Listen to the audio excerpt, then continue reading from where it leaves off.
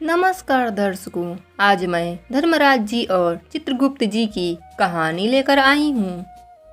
एक समय की बात है, धर्मराज जी और चित्रगुप्त जी भेष बदलकर पृथ्वी पर घूमने के लिए उतरे।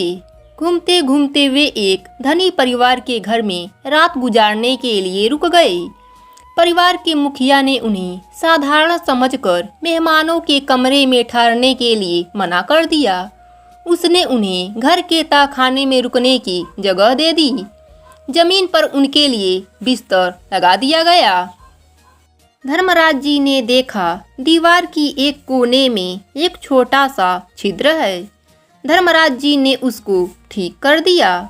यह सब देखकर चित्रगुप्त जी ने उनसे इसका कारण पूछा, तो जवाब में धर्मराज जी ने कहा, चीजें हमें जैसी दिखती है हमेशा वैसी नहीं होती।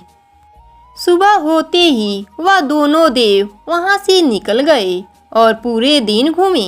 जब रात हुई तो इस बार वे दोनों देव एक गरीब किसान के घर में रुके। किसान और उसकी पत्नी ने उनका दिल खोलकर स्वागत किया।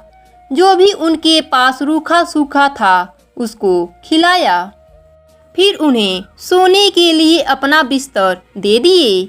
किसान और उसकी पत्नी दोनों वहीं जमीन पर सो गए।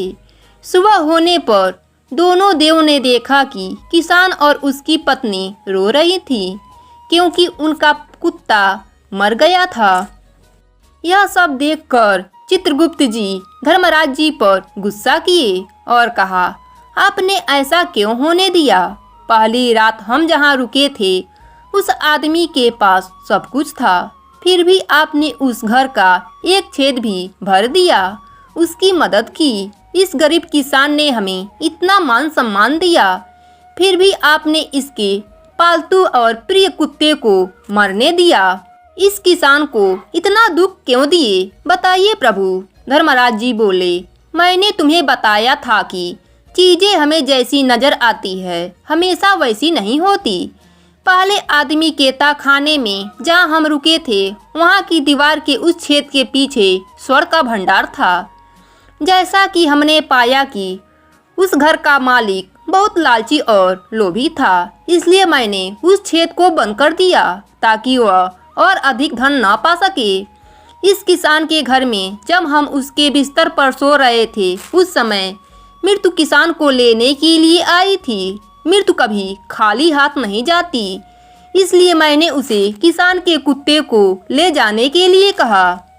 चित्रगुप्त जी, अब बताइए मैं सही कह रहा हूँ ना? चीजें हमें जैसी नजर आती है हमेशा वैसी नहीं होती। धर्मराज जी की बात सुनकर चित्रगुप्त जी को सारी बात समझ में आ गई। जय हो भगवान की।